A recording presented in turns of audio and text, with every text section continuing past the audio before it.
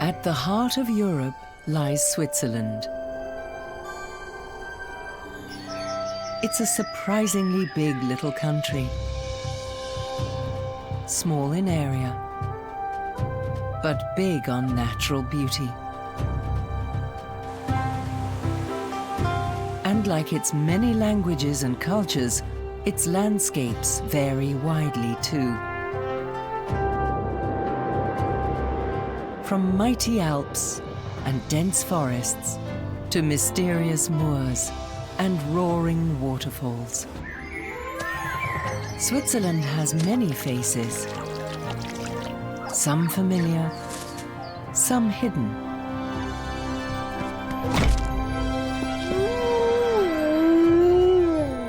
It's a country that's astonishingly rich in variety, wilderness, and scenic wonder.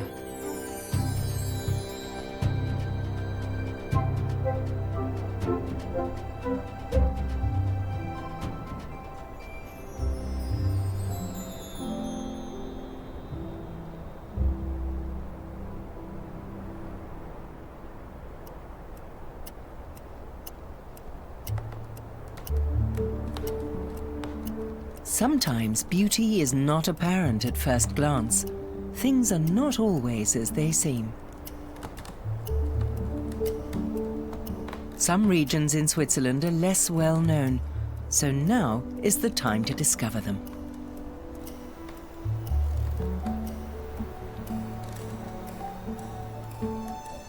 This tree keeps its real age a secret. Known as Le Chêne de Bosse, the gnarled oak, it's said to have witnessed the changing of the seasons over 1,000 times here in the Swiss Jura.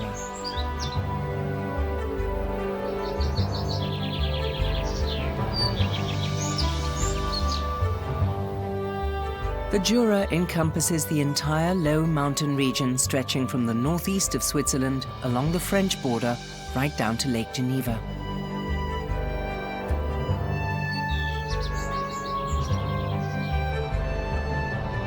The Jura is synonymous with time. It's given its name to an entire global epoch and is also home to traditional horological craftsmanship. There are traces of time or times gone by everywhere. The Jura Mountains are a kind of little brother to the Alps.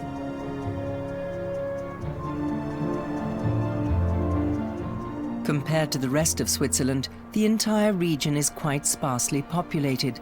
That's why there's one thing in abundance here: peace and quiet. Usually, that is. But right now, it's spring in the northern Jura, and that means the mating season. The trees are alive with a chirping song contest.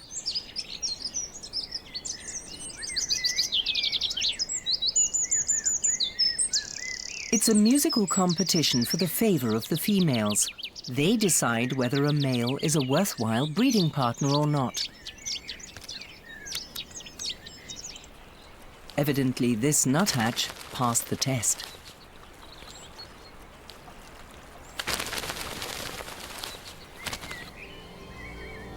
In addition to their reproductive instinct, animals have one other overpowering driving force: hunger.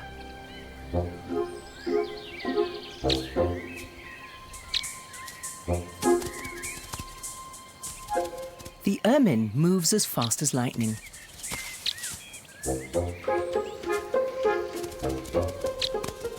But life at this pace takes a lot of energy, which means food. Mice are a favorite food. In the past, ermines were often kept as pets to keep farms free of mice.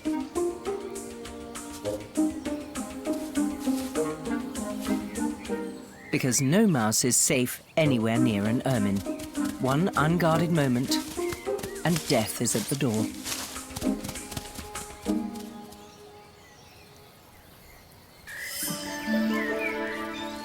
Death and life, the eternal cycle of nature. Under the first warming rays of sunshine, snowdrops and crocuses are the first to venture forth. Other flowers follow swiftly, like the cuckoo flower.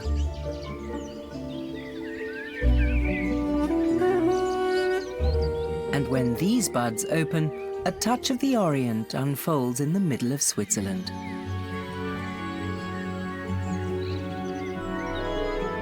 Because later, they will result in a very special fruit, the damson plum.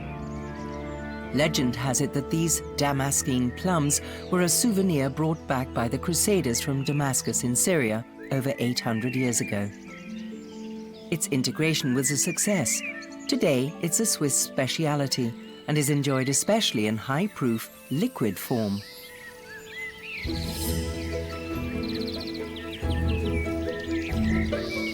Growing alongside them are apples, cherries and Mirabelle plums. It's no coincidence that the Jurassic Ajoie is known as the fruit orchard of Western Switzerland. I think that's an interesting thing. This one piece will make 52 layers. Watch on mobile devices or the big screen, all for free. No subscription required.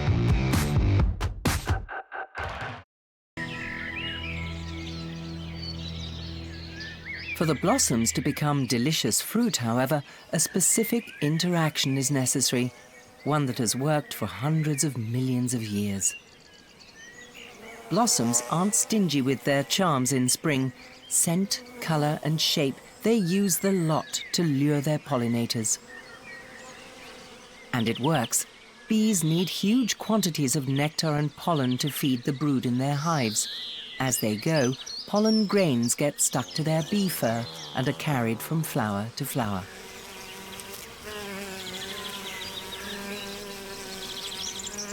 Bees are also true to a single variety. They remain with the plant species until the blossoms fade. It's a great advantage for fruit trees if only their own pollen dust is carried about. Plant or animal kingdom, new life is springing up everywhere. Here too in the nearby forests around the old Chateau Plejus. A whole pack of young foxes enjoys some unsupervised time. Their mother has probably gone off looking for food, as these 4 to 5 week-old cubs can't do that yet.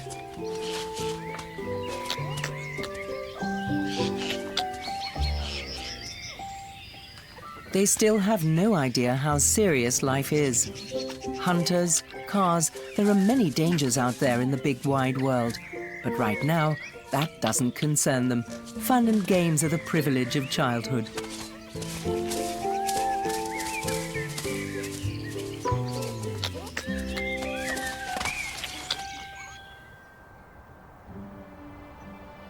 Today, mountains rise up in the place where the Tethys Ocean lay in prehistoric times.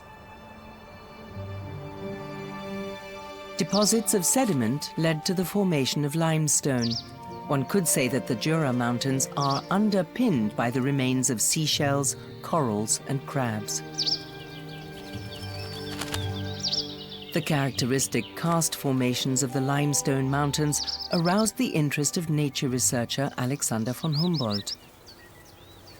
He named these rock strata after the place where they were discovered, Jura.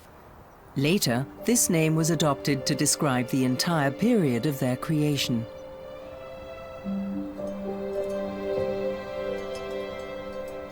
Almost as if a giant had left footprints. Funnels in the ground like these appear unexpectedly in karst areas. Called dolines, they're formed by the corrosive dissolving of rock in rainwater.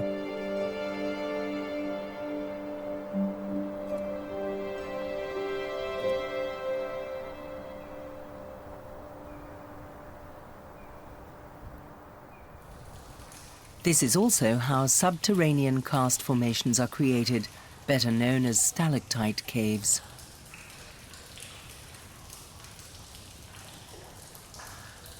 So far, 9,000 caves have been discovered in Switzerland, most of them in the Jura.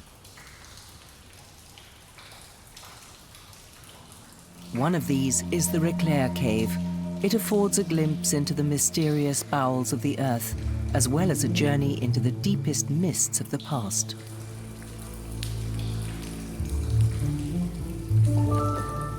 Time seems to have stood still here.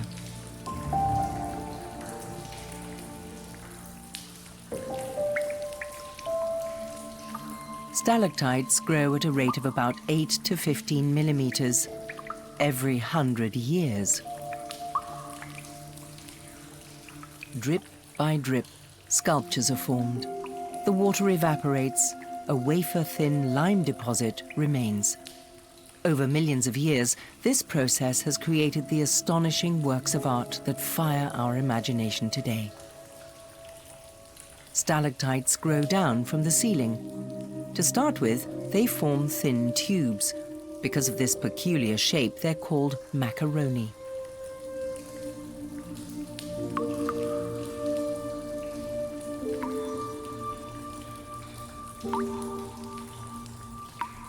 Some of the stalagmites reaching up from the floor of the cave are more reminiscent of cannelloni.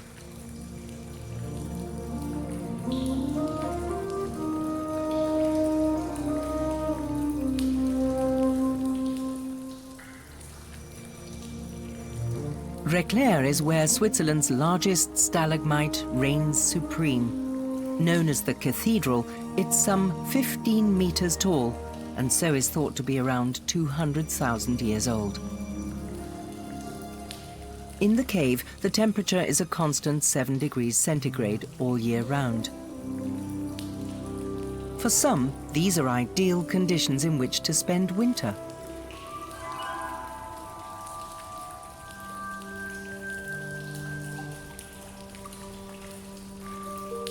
"11 species of bat use the frost-free caves as their winter quarters.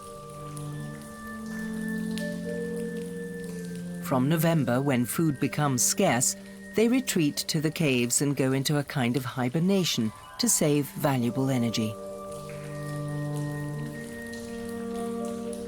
Among them are the lesser and greater horseshoe bat, both of which are on the endangered list. For them to be woken now would be fatal, which is why the caves are closed to the public during winter.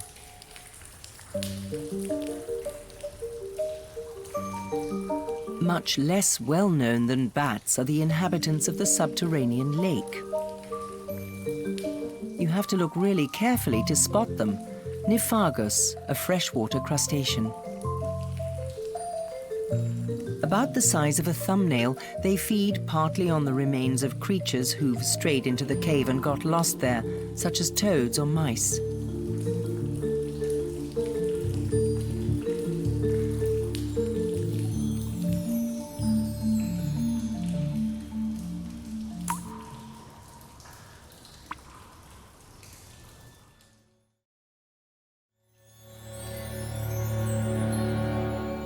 The powerful interplay of water and time. Its impressive results can be observed on the Earth's surface too. For millions of years, the Doubs River has coursed its way through the limestone, until a landslide blocked its way some 14,000 years ago. The result, the Lac des Brenets. Like a fjord, the lake winds its way between steep walls up to 80 meters high.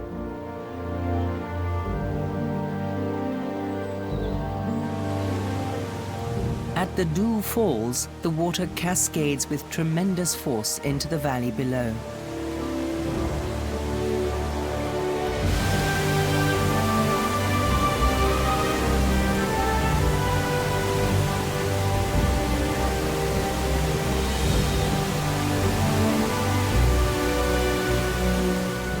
The waterfall has another feature. It also forms the border between Switzerland and France.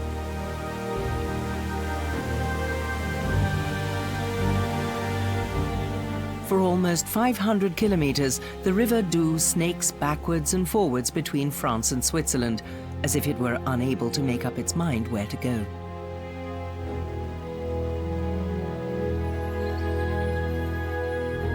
In some places, the high rock walls make it almost inaccessible, so it's pristine, untouched by human influence. But there are also flatter stretches. This makes it flow at different rates, in some places very fast, and others more sedately. In between, it seems to pause and rest in peaceful pools. The area is home to black kites. They often frequent places near water so they can catch fish.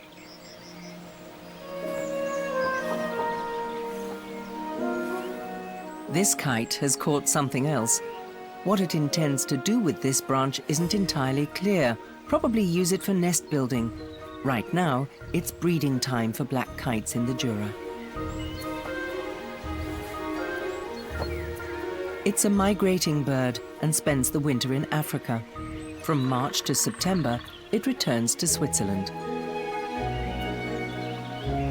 The kite is a master of the art of gliding, using the smallest updraft to conserve strength.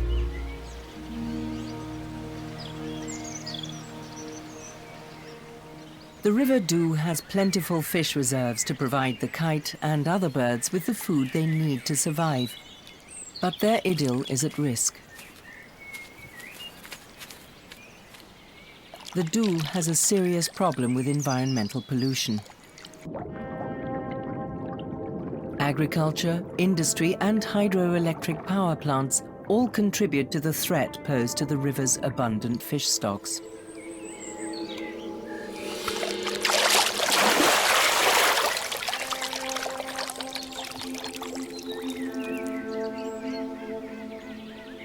There are still areas that look almost untouched, where the Doubs still provides a valuable habitat. Especially as breeding grounds for waterfowl, on the banks or in the lake, where coots build their floating nests using twigs and water plants.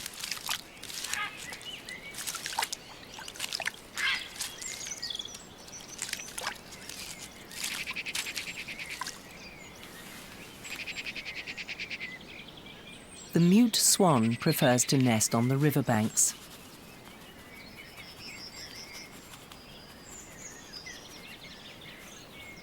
Its young could hardly be called ugly ducklings, though.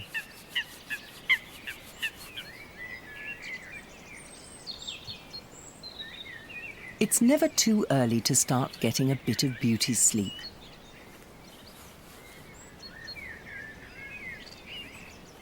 The chicks stay with their parents for 8 to 9 months before they're independent.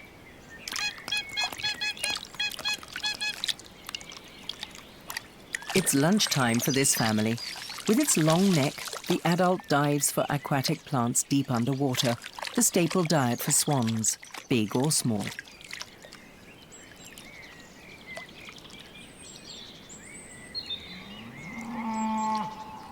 Nature conservationists have been trying to protect this paradise for years. They might succeed if especially the hydroelectric power plants are willing to reduce their use of the river. Whether that will happen remains to be seen. On some days, the moisture in the river valley draws skeins of fog across the landscape. This is good for the neighboring forests and fields. The juicy grass provides food for the region's large cattle herds. Many people here make a living from agriculture. The milk is turned into the Jura's famous cheeses, such as tête de moine.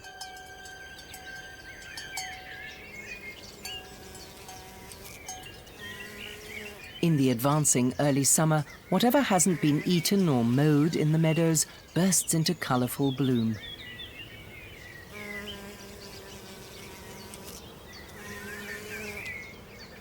But the idyll can be deceptive. Danger lurks, hiding in wait.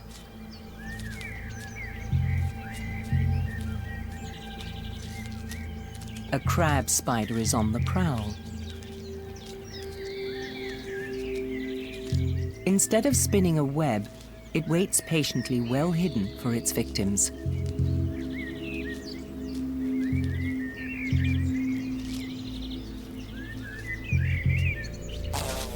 This time, it's unsuccessful. These dramatic scenes of life and death take place in wildflower meadows thousands of times every day. To the south of the Doubs region lies the Franche-Montagne district, a territory with few people, but an abundance of fields. This region is home to an old Swiss horse breed, the Freiberger. Their ancestors came from abroad, but the Freiberger, also called the Franche-Montagne horse, has been bred in Switzerland for the past 200 years, and so they are held to be Swiss.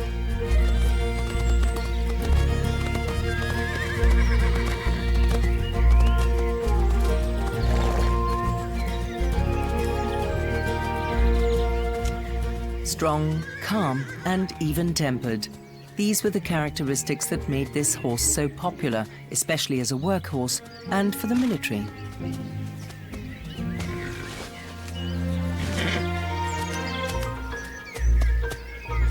Today, favored as coach horses and for riding, they're the pride of the region.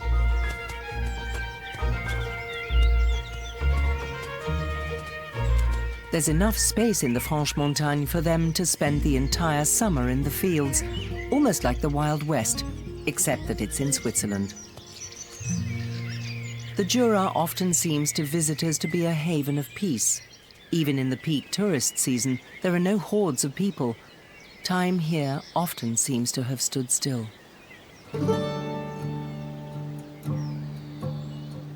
Entre montagne et vallée, vois le soleil se coucher, comme il finit son voyage, l'ombre caresse les alpages, tous les rayons se reposent sur le glacier tout en rose, sur le glacier tout en rose.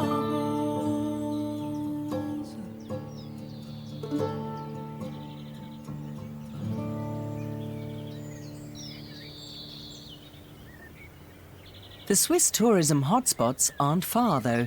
The famous Bernese Highlands are just across the way. The best view of their impressive peaks can be had from the Chasseral, one of the Jura's highest mountains.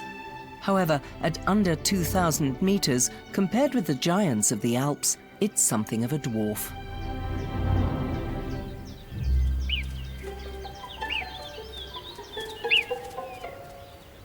These animals rarely move away from the alpine region. Marmots. They were brought to the Chasseral in the 1960s.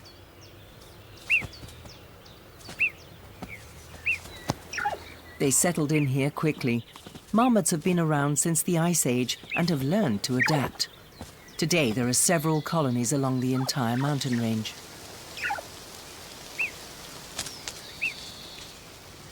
Flowers, leaves, or buds, whatever's juicy, protein-rich and vegetarian is used to tank up the fat reserves that have been lost during winter. Play fighting strengthens family bonds.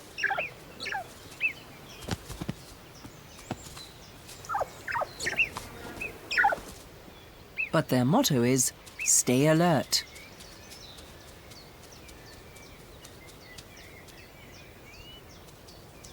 A shrill whistle sounds the alarm.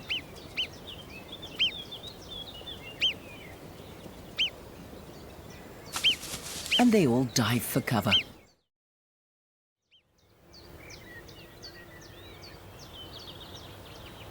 Not far from the marmots, on the barren limestone precipices of the Chasseral, narcissi and various types of gentian bloom and thrive.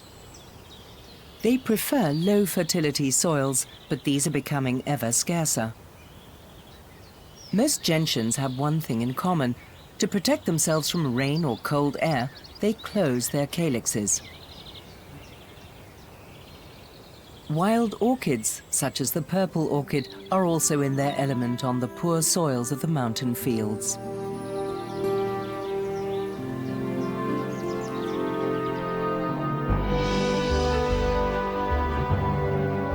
Southwest of the Chasseral, the vista opens up to the chains of the Jura mountain range.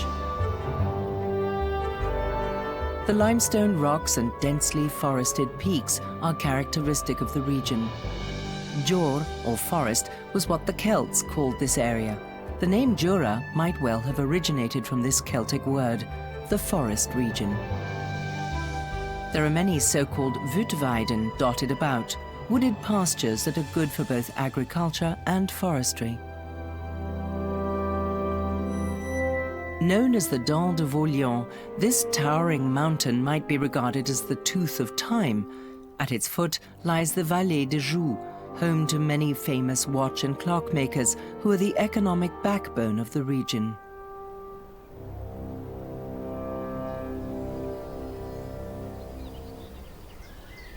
On the high pastures of the Jura Mountains, hikers will often come across dry stone walls. They're a legacy of the ancient Romans who brought the art of dry stone masonry to Central Europe, stone upon stone, with no mortar.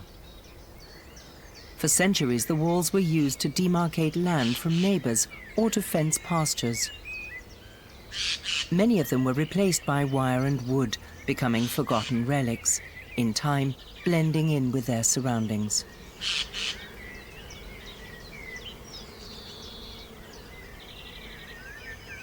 Others are properly maintained. Whatever condition they're in, today we know how important they are for plants and animals. Valuable biotopes form inside and around dry stone walls. Whether small, like this wall lizard, or larger, like this mouse, all creatures appreciate a safe, dry hideaway.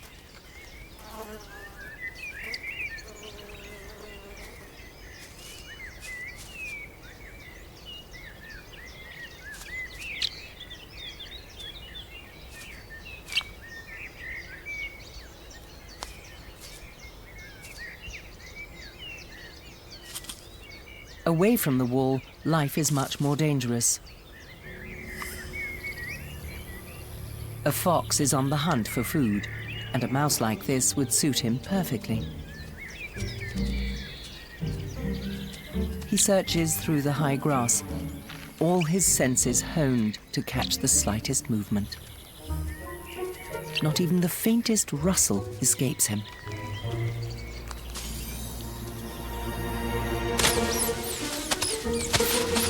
He can jump up to 6 feet into the air to perform his so-called mouse leap.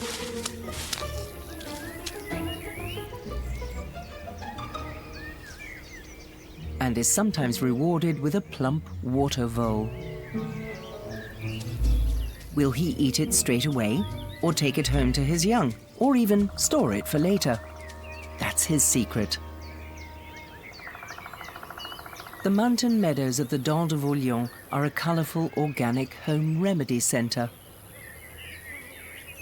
Many of the wild flowers growing here are held to have healing properties, such as the columbine. In earlier times, it was said to be effective against scurvy, but also prized as an aphrodisiac. The dead nettle is supposed to help against insomnia. This aerial acrobat seems wide awake, though, the hummingbird hawk moth. It's often mistaken for a colibri, as, like the hummingbird, it also hovers.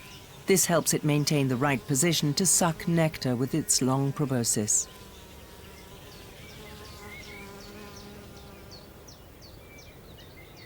Summer is the main blooming season for meadow flowers. Across the Vallée de Joux, even in July and August, temperatures are mostly moderate because the high valley lies at 1,000 meters above sea level.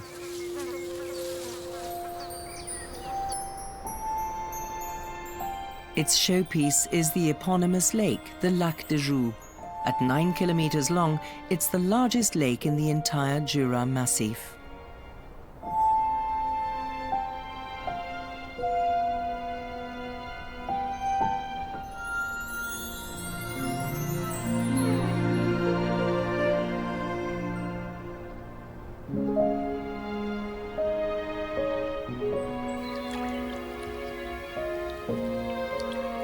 Not everyone is awake this early in the morning. Although there's a lot to do, it's breeding season for the great crested grebe.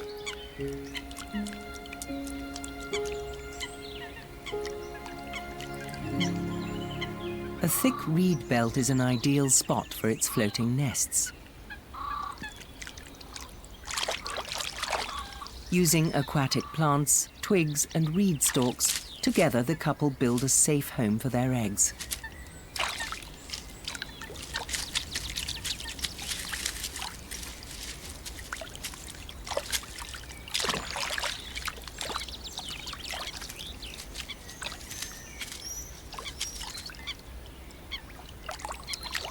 The quiet southwesterly shore of the lake offers good breeding grounds, not only for the great crested grebe. It's popular with many other aquatic birds. Insects thrive in the marshy tributary of the Lac de Jura, especially dragonflies. Two become one, the dragonfly's famous mating wheel. Male and female dragonflies can be joined in this reproductive position for up to 6 hours. This damselfly is still on the lookout for a partner.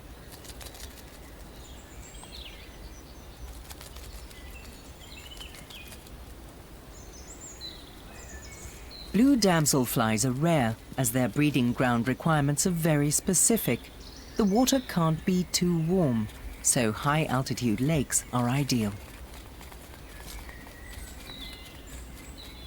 If they feel threatened, the males spread their wings and lift their abdomen to frighten off other dragonflies.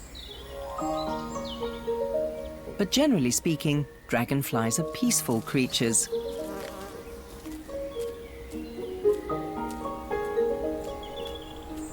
The Lac de Jura is fed by the Alps river that rises in the French part of the Jura mountains. Here, the River Alps takes its natural course with loops, bends and curves. This meandering is due to the low gradient of the valley.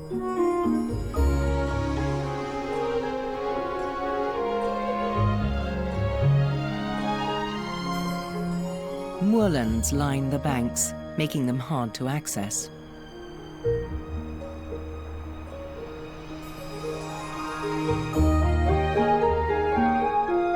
For a long time, the Vallée de Jura was inaccessible, so it was only settled very late. Hardly surprising, as to the west, it's completely sealed off by the Grand Rizou, the largest forested area in Switzerland. 200 years ago, wolves and bears roamed the area.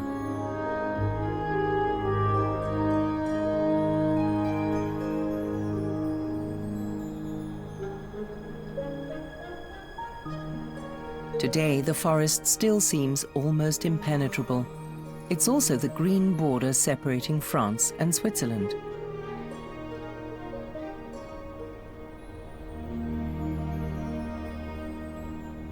On clear days, Mont Blanc can be seen from here, the highest mountain in the Alps.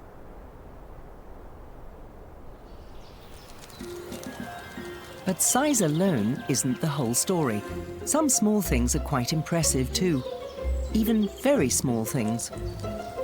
The Vallée de Jura is home to one of the largest colonies of red ants in Europe, with around 20 million insects. Every one of them appears to know exactly what their job is, but who controls the big picture? The intelligence and sensory skills of an individual ant are, to put it kindly, somewhat limited. The secret of this perfectly functioning collective lies in communication, because there's no one single determinant.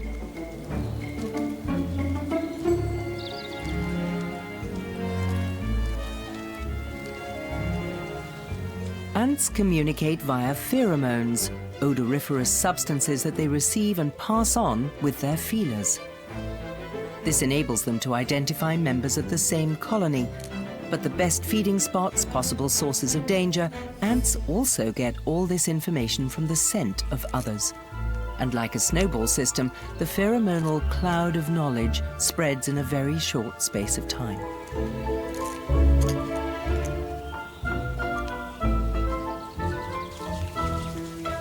All of this serves a single purpose: survival of the species. The center of the colony is the nest, where the queen ant lays her eggs. Fir and spruce needles, twigs and resin, it's all used as construction material for this ant heap.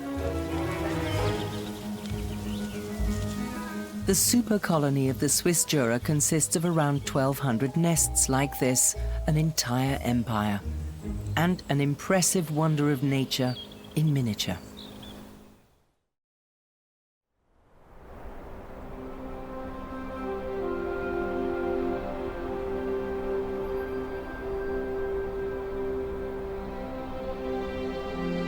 But the Jura is big on other things too.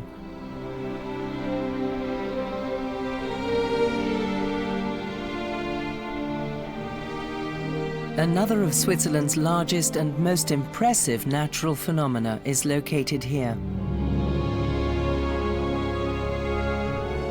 The Creux du Vent.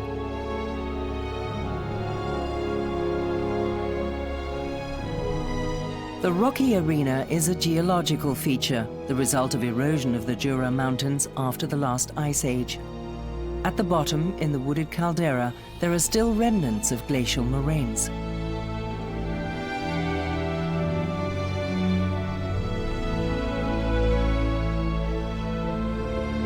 The sheer rock walls plunge 160 meters down to the valley floor below. It's known as the Swiss Grand Canyon, an imposing monument to time.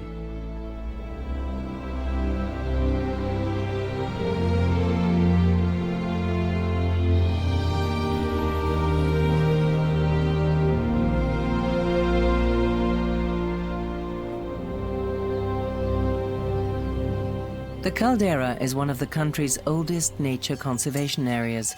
Up on the plateau's alpine pastures, cows spend their summers.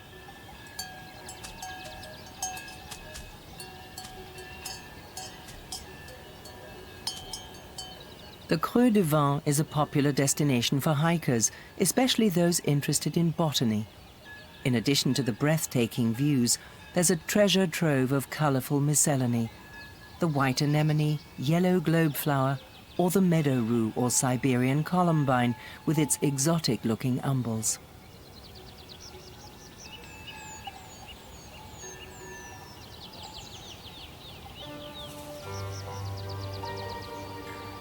The Creux du Vent's rock faces rise steeply from the dense forests that reach right up to the high plateau. And here, with a little luck, one might encounter an extremely shy inhabitant.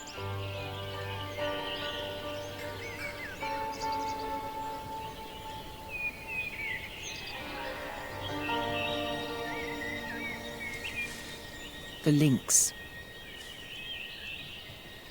Its shyness is not unfounded. The relationship between the lynx and humans is a difficult one.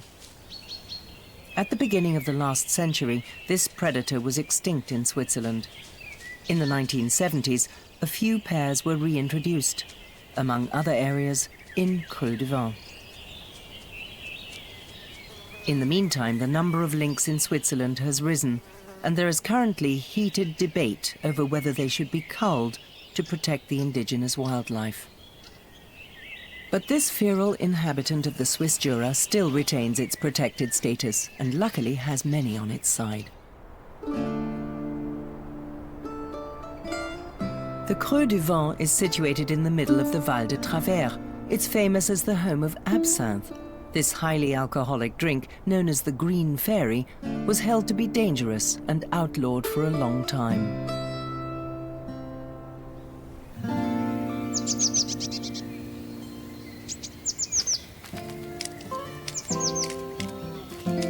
In the fir treetops, blue tits are girding themselves for the coming winter.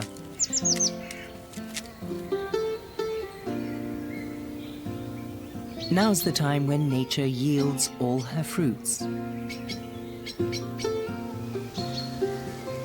In some cases, this can take quite a while. It takes 30 years before beech trees bear their fruit. But to make up for it, in some years there's a veritable glut of beech nuts. Oak trees also have boom years for acorns. They are merely ensuring that enough fruit will germinate in the ground.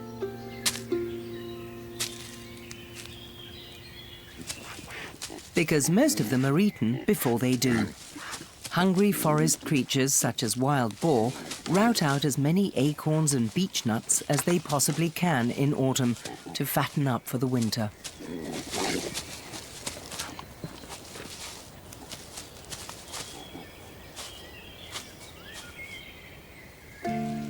Autumn is a colourful time.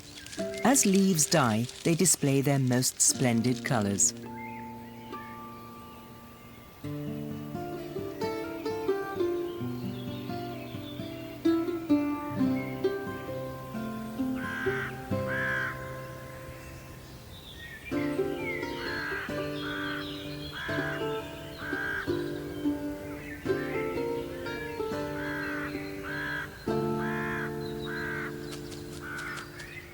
Many forest dwellers begin to prepare themselves for their imminent winter hibernation. To survive it, the hedgehog has to gorge itself on as much food as possible, and it's not picky. Nuts, snails, beetles, every calorie counts.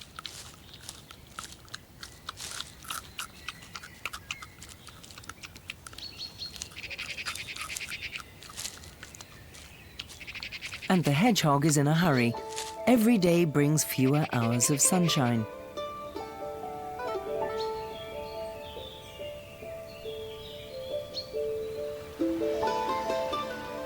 With less sunshine, leaves stop the process of photosynthesis, which produces their green coloring.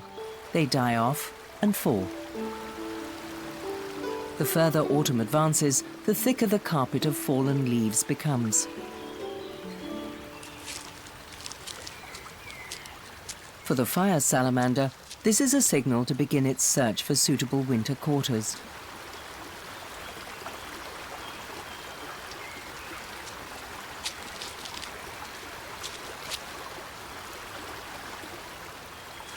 It won't sleep here, but will be able to find shelter from the first frosts.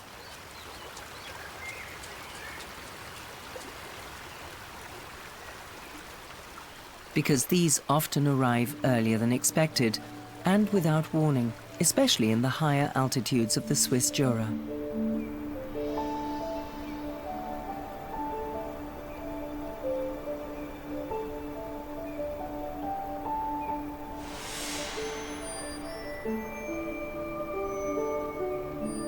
And eventually, the time has come.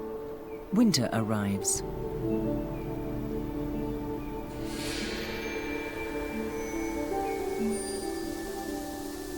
One region in Switzerland is especially closely linked with the cold season. It's actually quite famous for being cold.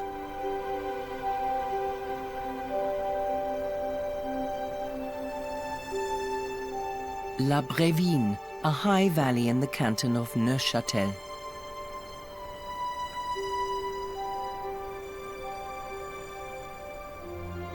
Because of the valley's isolated location, so-called cold air lakes form here. Cooled air is heavy and stays near the ground. It cannot escape from the hollow of the high valley.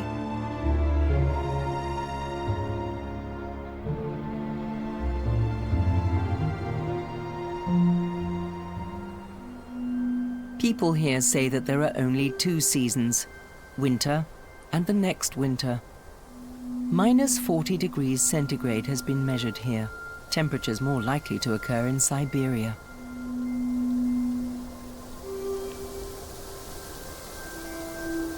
Not every year is that extreme, but life here is still a challenge, for man and beast alike. The thicker the snow cover, the harder it is to find food. A simple and bitter fact. Not only for this deer.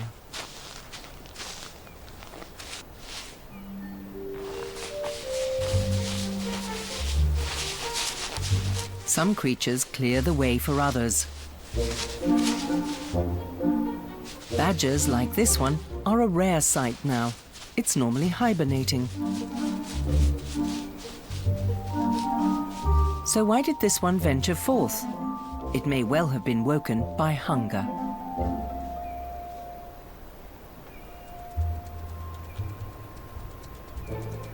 Hunger can make other animals restless too. This fox is looking for stores it set aside during summer, because hunting now would require too much energy. So this hare feels quite safe. The grooming process spreads its scent around its whole body, thereby marking its territory. Mobile communication, hare style.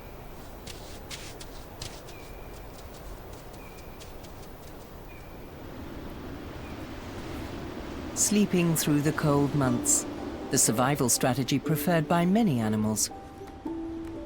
Hollow tree trunks or nesting boxes are good winter quarters for the dormouse. It hibernates from September right through until June, more or less soundly.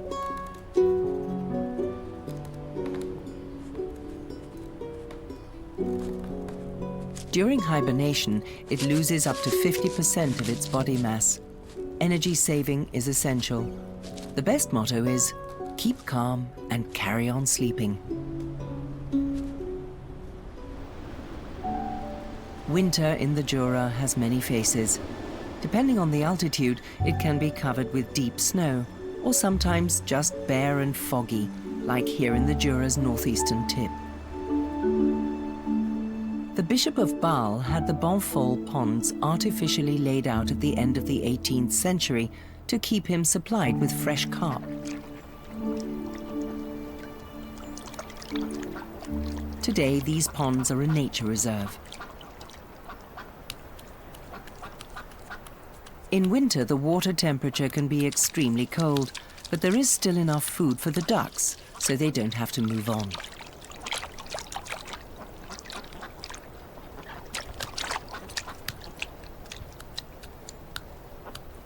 Like many other birds, ducks always have cold feet. Their special blood circulation ensures that their body stays warm, but their feet remain cold. This prevents them from sticking to the ice.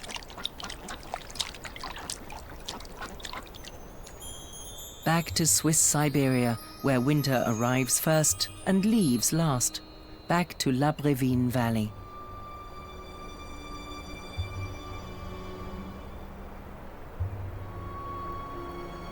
Near the village of the same name lies the Lac de Taillère, a typical karst lake. It has no inflow or outflow, maintaining its levels with rainwater and meltwater.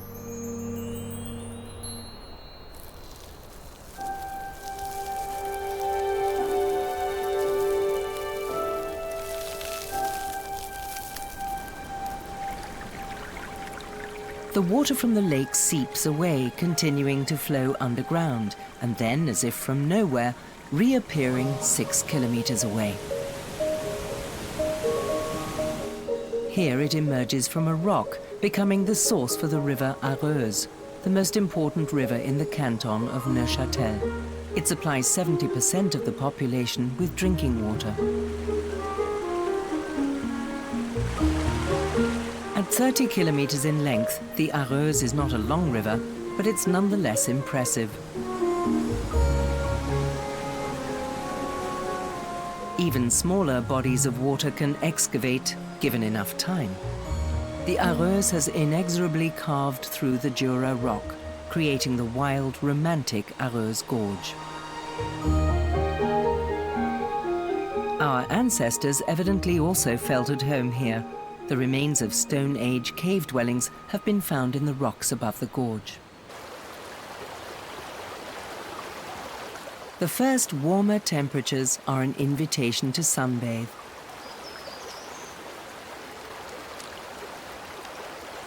And for some, to dive. The dipper is one of the few songbirds that can swim and dive. Underwater, it collects insect larvae, a tasty snack.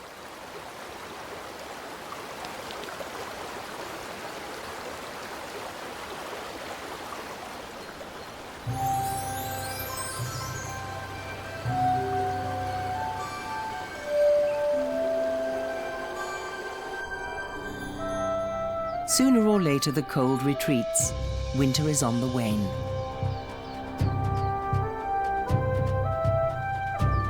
And time marches on. A year has gone by. Another ring added to the trunk of the gnarled old oak tree.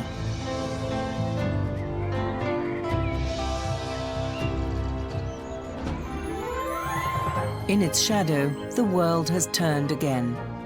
And, deeply anchored, it continues to defy the rigors of time. Here in the Swiss Jura.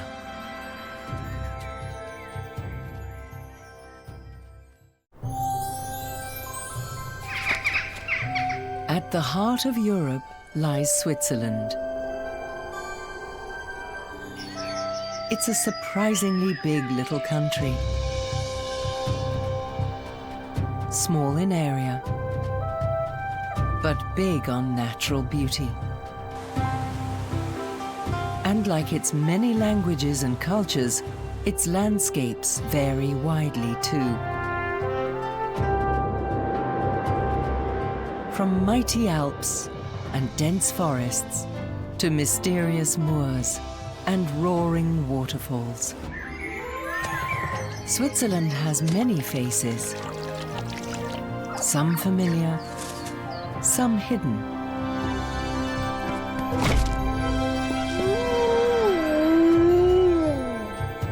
It's a country that's astonishingly rich in variety, wilderness, and scenic wonder.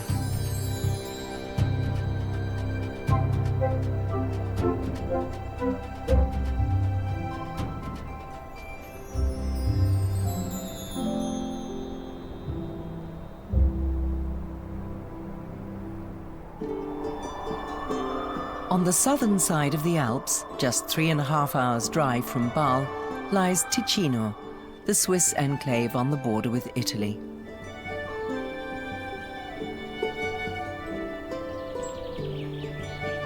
Switzerland's southernmost canton stretches from the main Alpine ridge down to the Po Valley in the north of Italy. Ticino is home to all the country's vegetation zones, making it a canton of tremendous contrasts.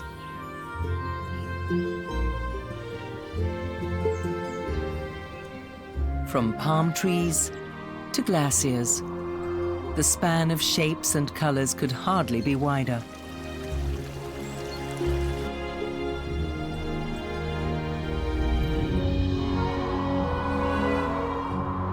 Like a mighty wall, the Alps hold back the cold from the north. As a result, the climate to the south is almost Mediterranean.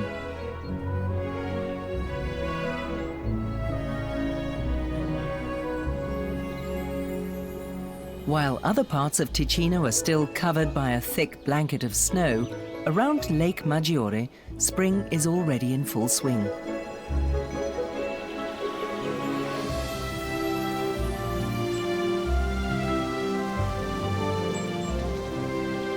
It's a season for all the senses.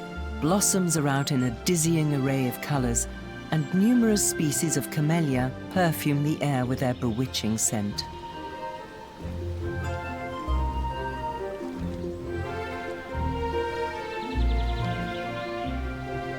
The magnolias are also in full bloom. They are among the world's oldest plants, living fossils that have flowered since the Cretaceous period. Although they have no nectar, they do have nourishing pollen, a sweet temptation for bees that harvest it diligently among the labyrinth of pistils.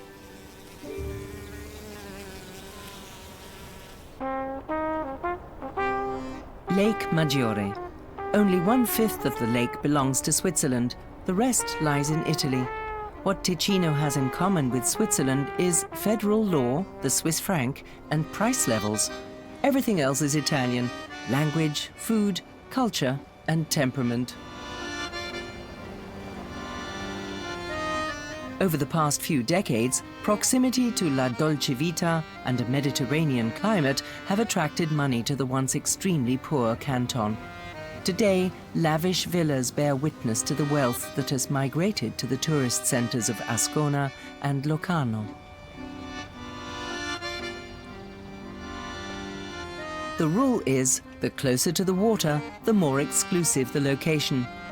Not everyone can afford direct access to the water. If you happen to be human, that is.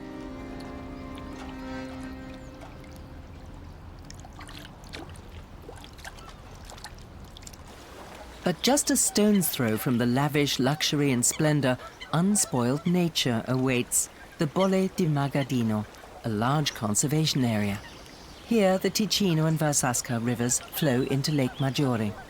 The marshlands are an important habitat for animals.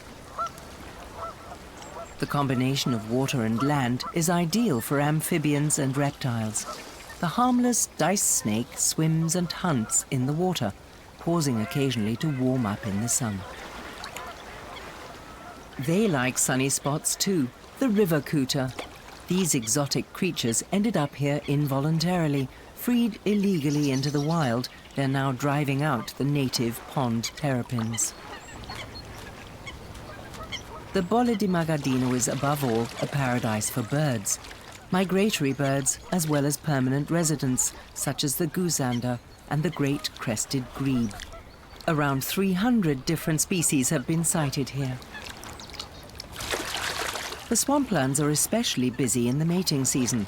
Turf wars and nest building are the order of the day.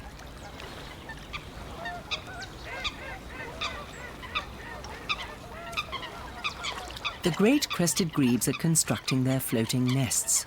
Many of these are anchored in the water, others are attached to tree trunks. Nest building is teamwork. During the breeding season, grebes are monogamous and the couples work together hand in hand, or beak to beak. The foundation is made of branches, and algae and leaves provide comfortable padding for the eggs. But offspring doesn't happen on its own. Among the mallard ducks, mating is already in full swing. As is often the case in the animal world, things can get a bit rough. Some ducks have actually drowned while copulating, but fortunately, not this time.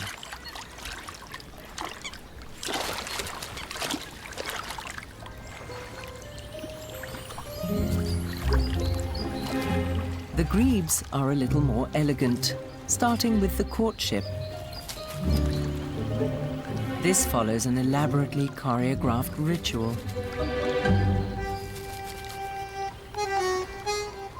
The head shaking and plumage pecking are just the overture. First, they have to establish that they really harmonize.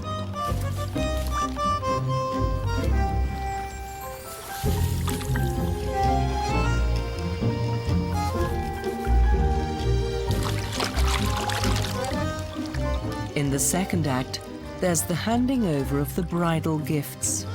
If this is accepted, they can finally start to dance.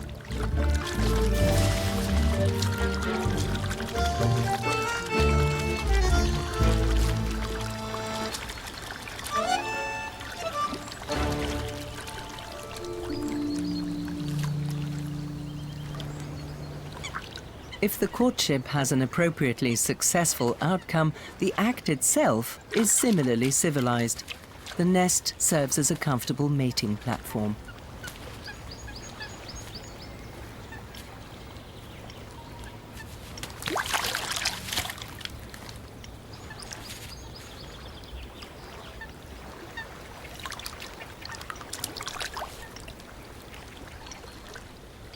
As evening approaches, calm descends on the Bolle di Magadino once again.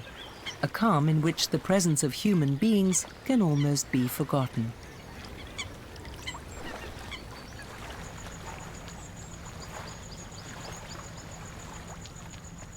But at night, with lights reflecting in Lake Maggiore, it's clear how densely populated it is. Locarno has only 16,000 inhabitants, but in high season, this can rise to 4 times as many.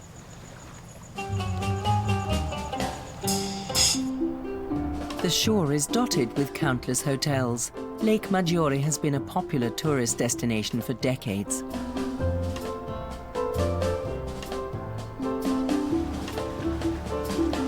Sun-drenched promenades along the lake shore, the cafes, and the picturesque narrow streets invite visitors to stroll and linger.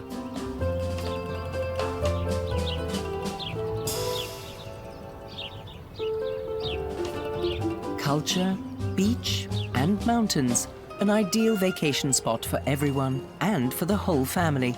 It's an angle used by travel companies to attract custom and has made tourism one of Ticino's main industries.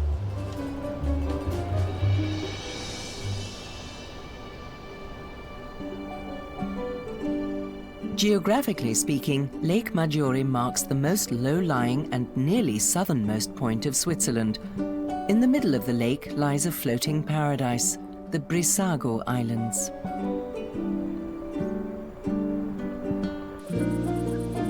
The surrounding water stores the sun's warmth and releases it in winter, resulting in predominantly subtropical conditions almost year-round. The large botanical gardens on the main island uses this to full advantage. And the observant might even catch a glimpse of some fauna among the flora.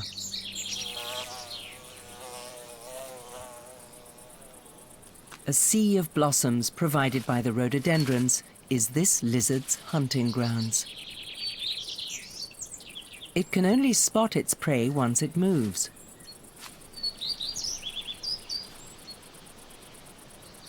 But once in the hunter's sights, there's no escape for the victim.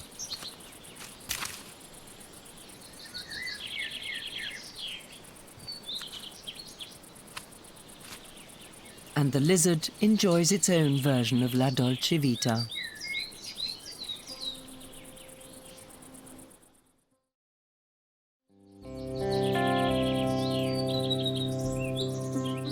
It's hard to imagine today, but at the beginning of the last century, Ticino was regularly gripped by famine. Being so isolated meant that industrialization and tourism simply never reached it.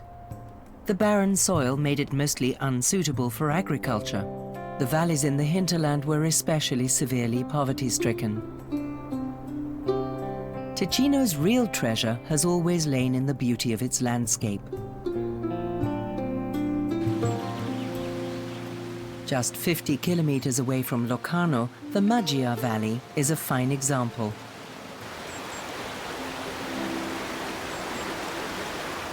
The Maggia drains most of the Ticino Alps. On its way to Lake Maggiore, it transports huge volumes of water as well as gravel and sand. Natural sandpaper that accentuates the individual patterns, grooves, and ridges of the rocks.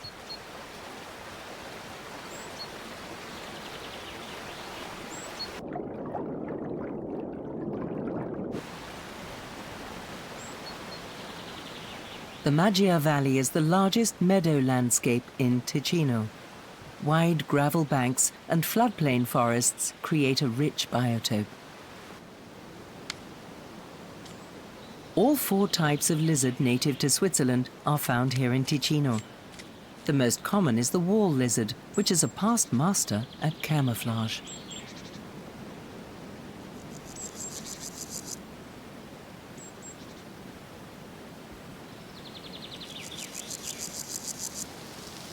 The iridescent emerald lizard is far more striking. It's the largest indigenous lizard and is especially happy in the warmth of Ticino.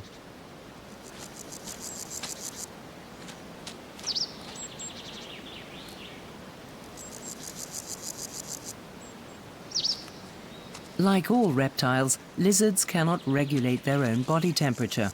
They need to keep warming themselves up in the sun.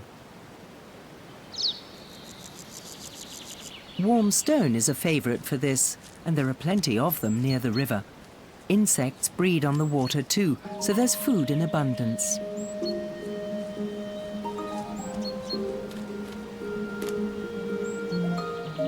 Something that attracts the wagtail as well.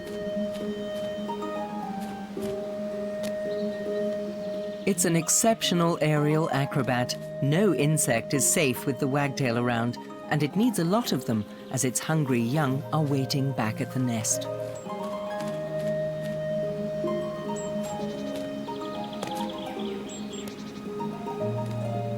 This young wagtail's plumage is still brown. It's already fledged, but still has to learn the right hunting techniques.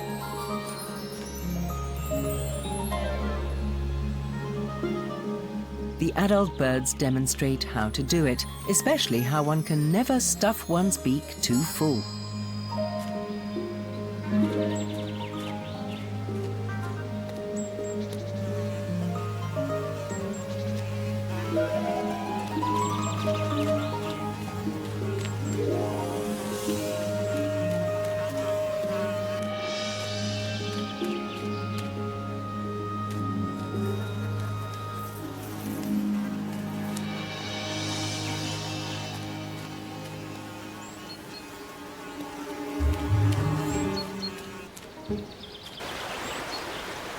On hot days, the turquoise waters tempt many people to take a cool dip, but it's not without its risks. After heavy rains, the water level can rise quickly, turning the Maggia into a torrential river. It's a danger that's often underestimated, costing several unsuspecting bathers their lives. But luckily, the water's elemental power is generally demonstrated in other ways. Over millennia, the river has ground and polished the rocks along its course. This decorative Maggia gneiss is also quarried, ending up decorating terraces and floors around the world.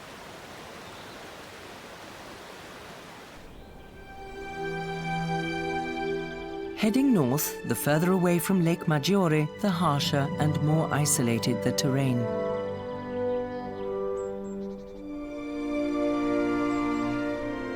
Many inhabitants were driven away from this rugged region. In the 19th century, whole villages left here and headed for America.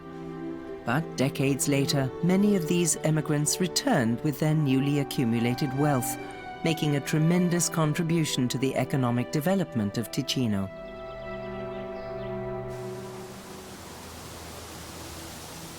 Nature didn't miss the presence of human beings. A primeval forest flourished untamed in the mountains.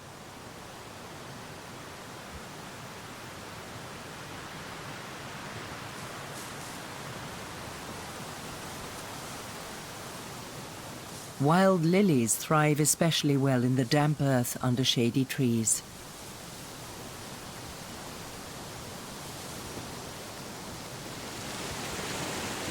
One sound is typical of Ticino, the gushing of waterfalls. Some only occur in spring when the snow melts. Others can be admired year-round.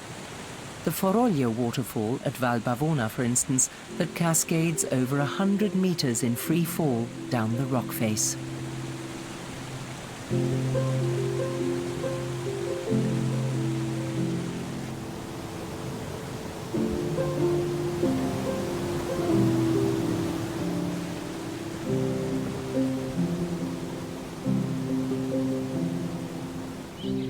The eponymous village of Foroglio is made up of traditional Ticino rusticos, simple stone buildings. It's one of 12 little hamlets in the Val Bavona, a valley only inhabited in summer. As early as the 15th century, the last farmers vacated the land. To this day, they only return in the warm summer months to put their cattle to pasture. Only one of the villages has electricity. The others use gas, petroleum and solar panels when necessary.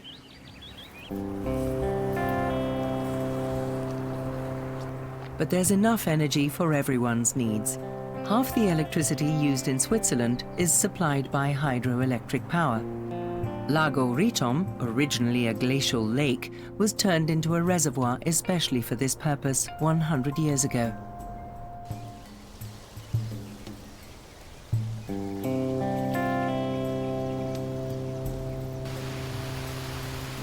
Countless streams carry the water down from the mountains, ensuring the lake is kept filled.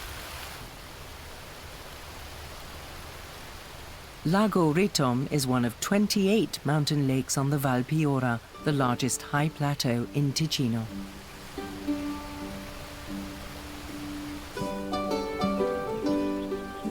Over 2,000 meters above sea level, it's home to a unique variety of almost all alpine plant species.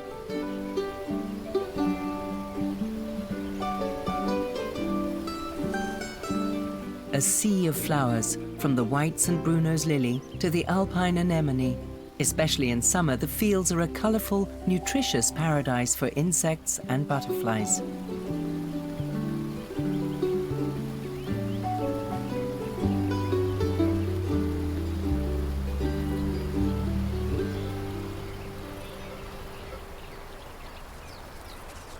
Ants are also fond of the plant's sweet calyxes. They gather nectar from the ovaries of gentians, helping to pollinate them as they do so.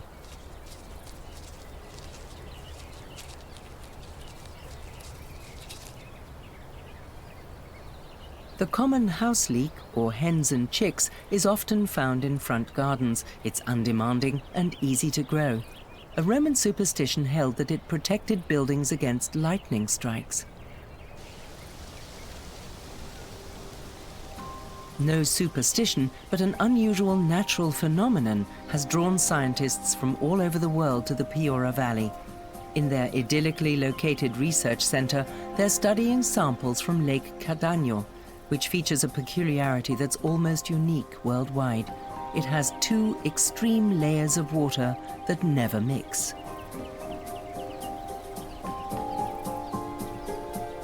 The upper layer of water is oxygenated and filled with life, but the depths of the lake are a dead zone consisting of sulfur. Examination of various microorganisms from the lake have already shed light on how crude oil is formed under the planet's oceans. A great finding from a small lake. The Piora Valley's wonderfully diverse vegetation has also been the subject of research and documentation for centuries. The earliest records originate from the 17th century.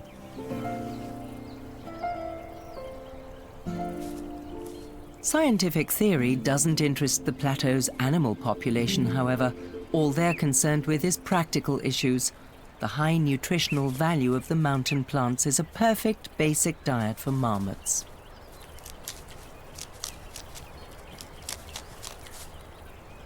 They spend most of their time eating, and they're in a hurry. They only have the brief alpine summer months to put on the fat reserves they need to see them through the winter. They don't venture more than 100 meters from their burrows. Their aerial enemies are especially dangerous. But not this rare rufous-tailed rock thrush that breeds in rocky crevices. This female wheatear has been hunting for its brood.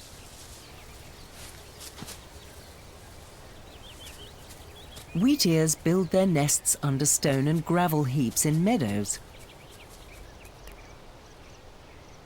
So they're the marmot's friendly neighbors.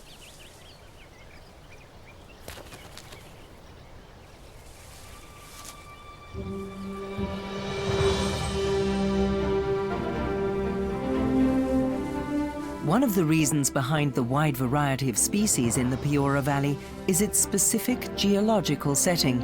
Crystalline and calcareous rock alternate with each other, providing ideal fertile ground for plants, which in turn offers food and protection for animals.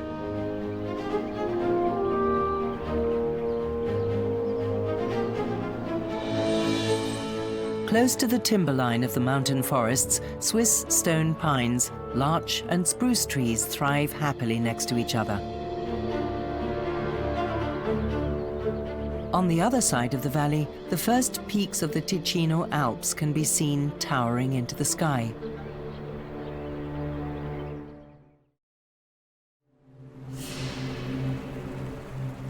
Up here, it's still like the Ice Age in spring.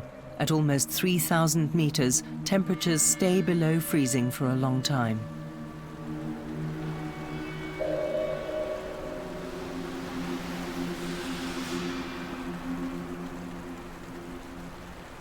But even in this seemingly perpetual winter, the power of the sun melts the mighty alpine snow masses, replenishing the waterfalls, streams, and glacial lakes.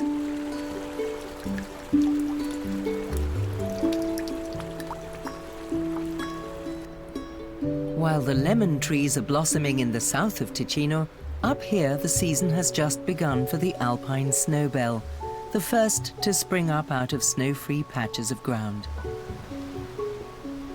The alpine primrose has its own padded nest that protects it from the cold and supplies it with moisture. Only plants that are masters of adaptation can grow here, like the gentian or the alpine anemone. The Alps are the centerpiece and true heart of Switzerland. From the passes of the Gotthard Massif, their peaks are revealed in all their glory. Guarda per monti e per valli, sfugge il raggio del sol. Guarda sui pascoli cresce, presto l'ombra del buio, il sol s'avvicina al monte, oh, come son rossi ghiacciai, oh, come son rossi ghiacciai.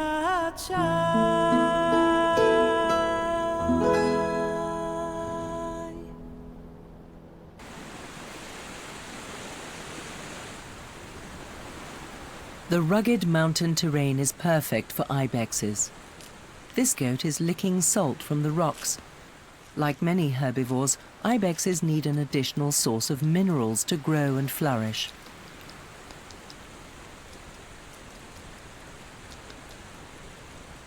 Whoever believes they're alone in an isolated mountain world is wrong. This is where the Gotthard Pass runs, the main gateway to Ticino. For centuries, crossing the Alps was an exhausting business. It took around 50 hours to get from Bâle to Ticino by stagecoach.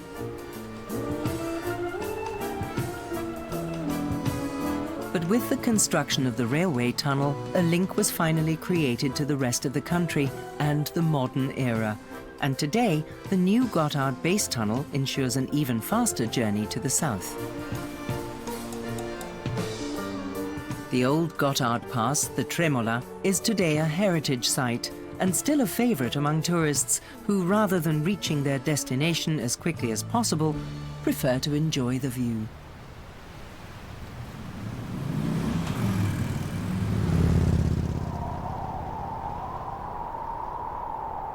The Gotthard Massif provides a barrier against the cold northern air, but the rain clouds from the south discharge their moisture before crossing over the Alps. This makes Ticino one of Switzerland's wettest cantons. It rains twice as much here as in Zurich.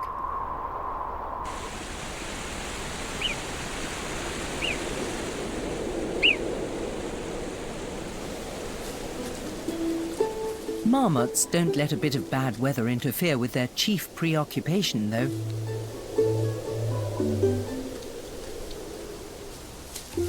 They ingest their fluid requirements at the same time as their food, which means they don't need to drink.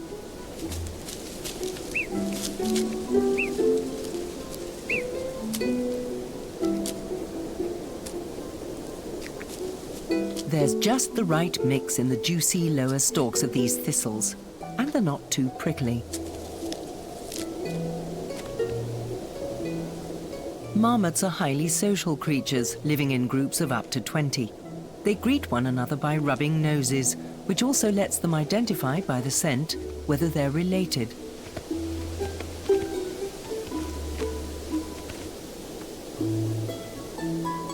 Play fighting happens in the best of families.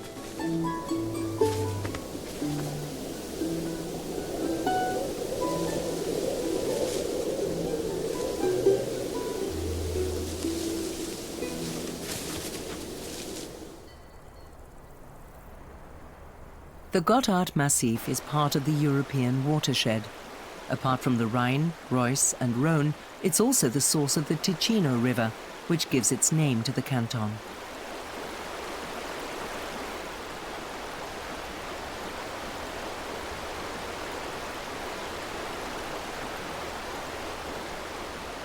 Southeast of the Massif lie the highest pastures in Ticino. The cattle spend the entire summer outside in these lofty heights.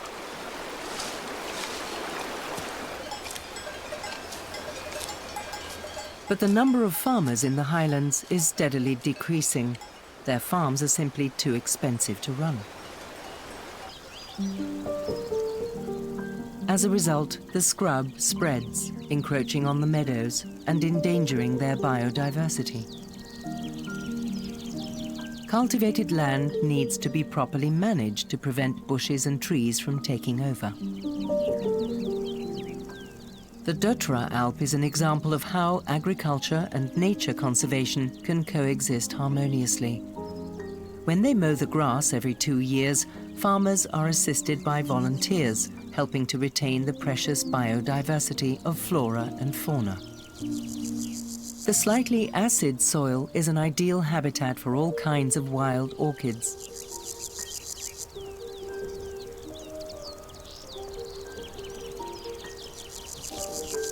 These pristine grasslands are home to a veritable microcosm of insects.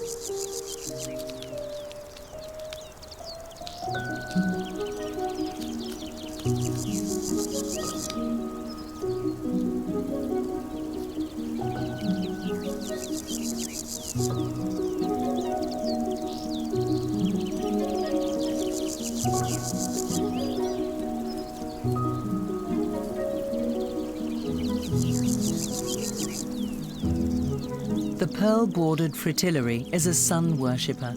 If it's too chilly down below, it heads for the heights.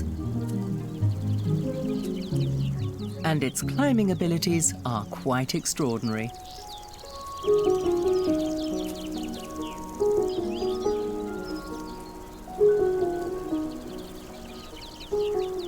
Up at the top, the butterfly tanks up on sunlight. Once it's warmed up enough, it's off again. But life in the meadow isn't all sunshine and light. The oak spider's web is a cleverly spun death trap.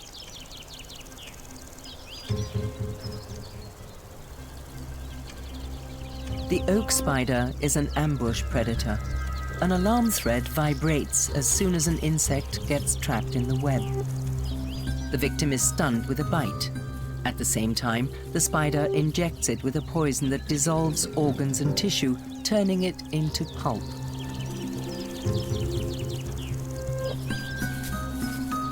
The prey is dexterously wrapped up and taken to the spider's storeroom.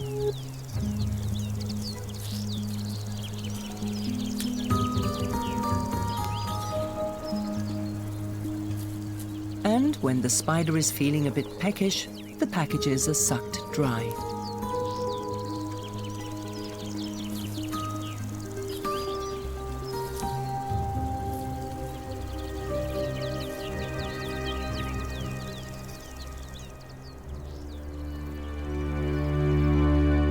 Quite a different danger used to lurk in the Selva Secca, the biggest stone pine forest south of the Alps.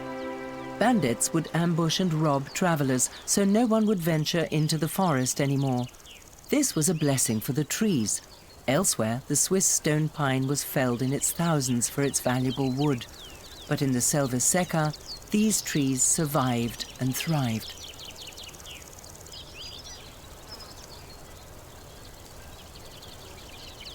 The stone pine, also known as the Arolla pine, is ideally suited to the rough conditions in the high mountain region. It's practically the most resilient tree on the planet.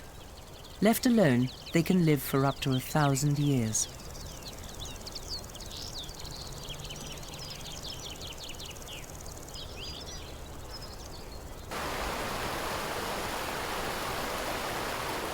The Brenner River flows through the forest, cutting a deep valley into the rock on its way to the south.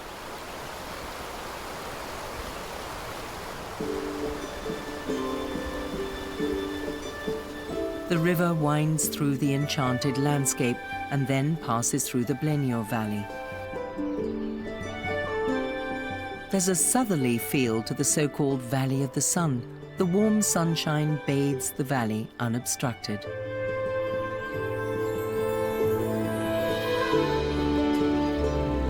The area is famous for its chestnut trees. For a long time, they were the most important tree in Ticino. Their fruit was a valuable source of food for animals and humans, and the wood was used for building and fuel.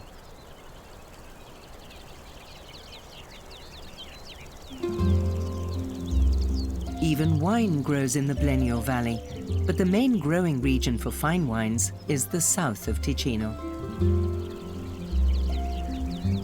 The Sottoceneri is especially renowned for its vineyards. This is the famous sunniest corner of Ticino. It covers the area around Lugano as well as the southern valleys of the Mendrisiotto.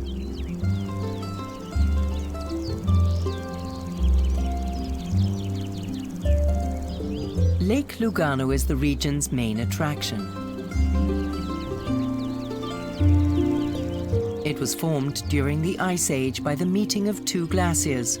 When they melted, a typically fork-shaped lake was created.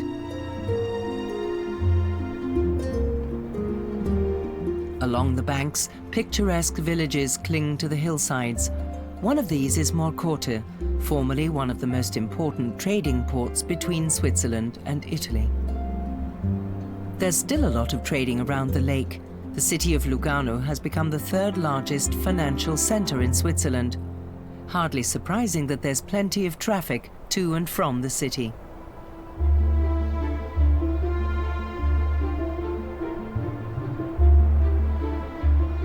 But just behind the wooded mountains, in the last alpine foothills, there's no trace of all that hustle and bustle.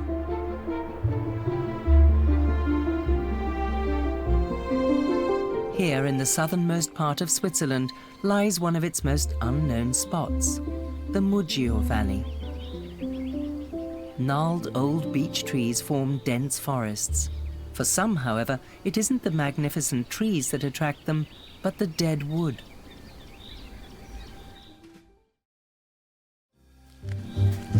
Dead beech trees are an important factor in the survival of one of Europe's rarest beetles, the longhorn beetle. Apart from its conspicuous blue color, the beetle's main feature is its long, hairy feelers.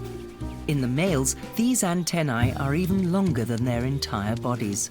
They're its most important orientation instruments. These sensitive feeling and scenting tools need very careful looking after. When two males meet, they immediately begin a duel, and only the winner may mate with a female, which is their main preoccupation in life.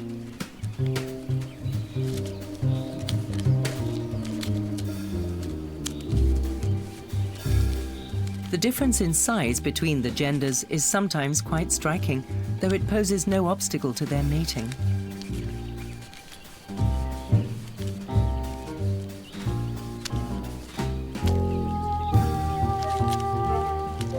The female carries the male around as a piggyback passenger. It's a practical way for him to ensure that no one else can steal his bride.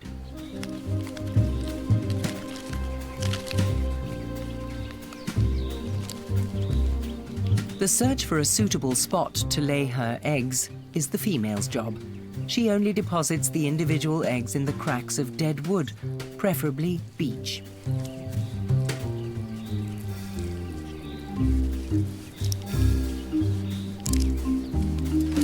The life expectancy of the European longhorn beetle is only a few weeks.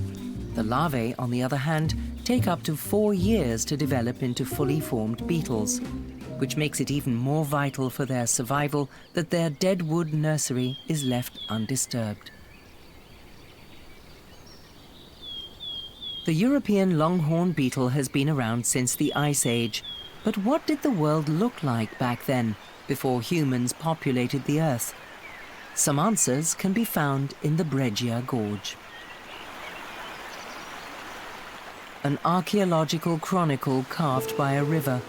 Over time, the Breggia River has worn through the rock, revealing layers and traces that go back up to 200 million years.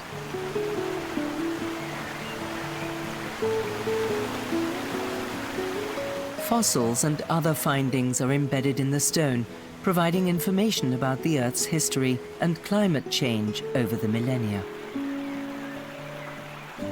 They illustrate quite accurately how this region was formed, at a time when the Alps, as we know them today, didn't exist, but lay thousands of meters below the Earth's crust or on the floor of ancient oceans.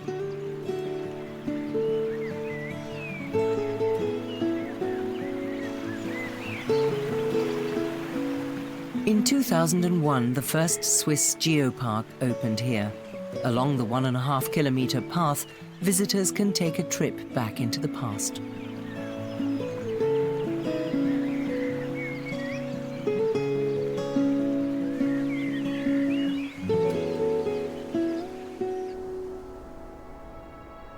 Witness to all these days past is the Monte Generoso. During the Ice Age, the mountain was a so-called nunatak, a peak sticking out of the thick ice shield. Like a kind of Noah's Ark, this enabled animals and plants here to survive the Ice Age.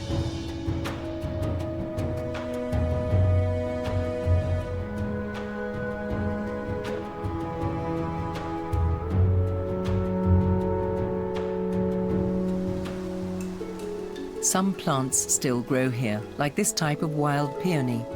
It's extremely rare and can only be found in a few places in Switzerland. In May and June, it blooms in full splendor.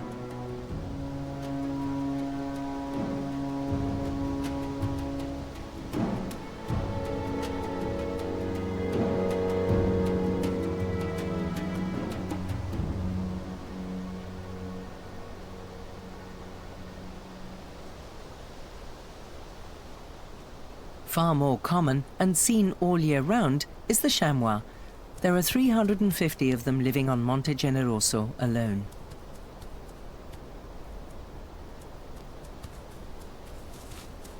The steep mountain sides pose no problem for them. Their hooves are elastic and have padded soles, giving them sure-footed confidence as they traverse the terrain.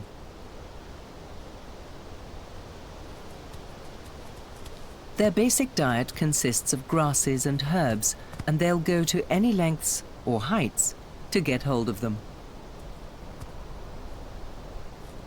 Although usually quite shy, the Monte Generoso chamois are used to humans and so can be seen quite often.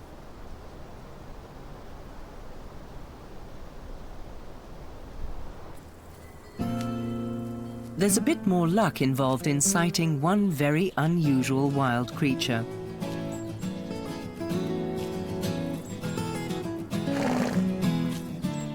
A herd of Haflinger run wild lives on Monte Generoso. These horses know no saddle, bridle, or bit. Since the death of their owner, a reclusive mountain farmer, they have wandered unobtrusively around the meadows of Monte Generoso. During the harsh winter of 2008, hunger drove them into the valley. The villagers there were not amused to have wild horses suddenly descend on their fields, gardens, and even cemeteries, eating everything in sight. There were calls for them to be captured or shot, but animal conservationists fought for the wild Haflinger. Since then, the horses are caught and kept indoors in winter and released again in summer.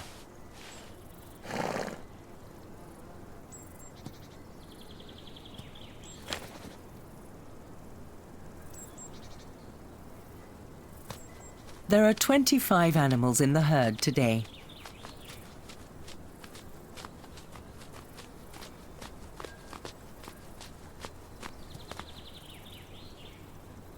Haflinger are robust and undemanding as long as they have enough to eat. They also ensure that the fields and meadows are protected from encroaching bush.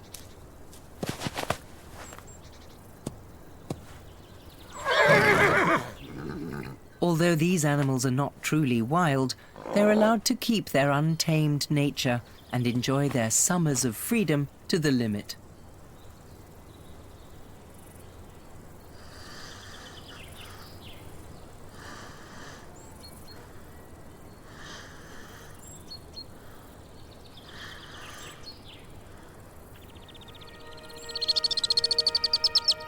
True symbols of freedom are the alpine swift and the common swift.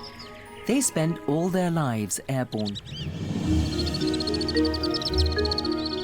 They can stay in the air continuously for up to 10 months, sleeping, mating, and catching insects. These gliders use uplift and let themselves be driven by the wind to save energy. They only land to brood and hatch their young. In autumn, they head for Africa, where they spend the winter.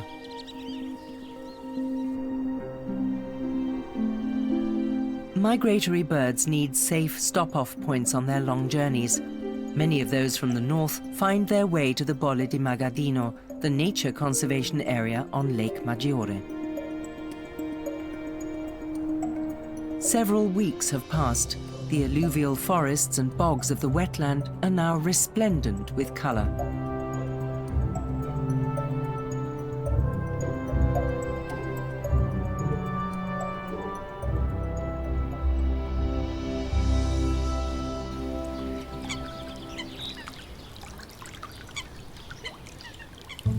A reunion with the great crested grebes. Their eggs have hatched.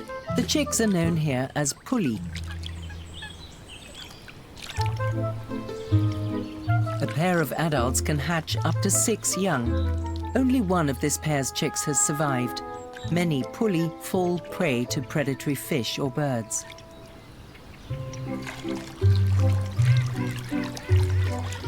The parents supply a constant stream of small fish. As with the young of all creatures, the appetite of this little grebe is simply insatiable. Getting the feeding skill right is quite tricky. Fish like this are very slippery. Luckily, there's plenty of opportunity to practice.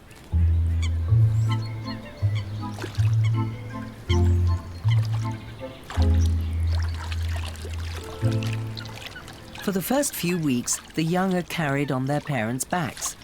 The grebe is a precocial bird and can swim immediately after hatching.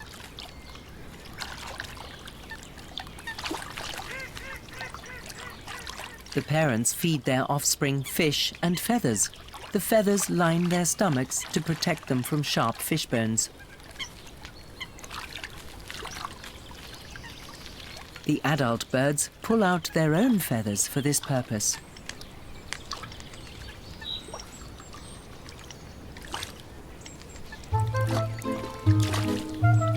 The chicks can dive very early on, too. Despite these little forays into independence, life is much more comfortable with mother.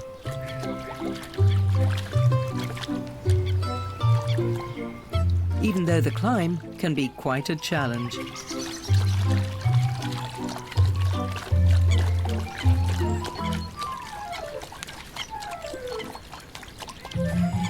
The adult bird's feathers can't protect against every danger, but they do keep the chick nice and warm.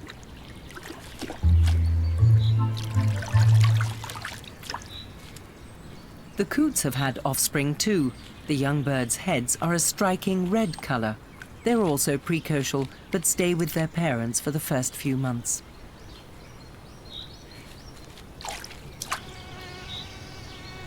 The marshes of the Bolle di Magadino are not just ideal breeding grounds for birds, but also for gnats and flies.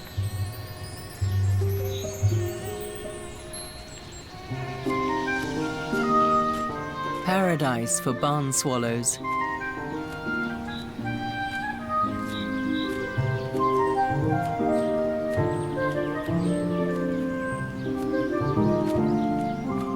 They only come here to hunt. Their nests are usually located close to human beings. In earlier days, they often built their nests in barns, hence their name.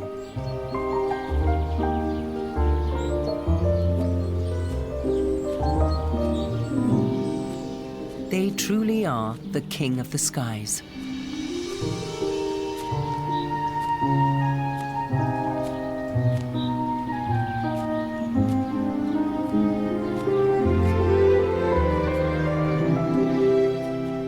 Here, a few kilometers from lively Locarno, one could fancy oneself in another world. Wild landscapes not far from tourist promenades, rugged mountains next to lovely lakes. This is what makes Ticino what it is, the canton of contrasts.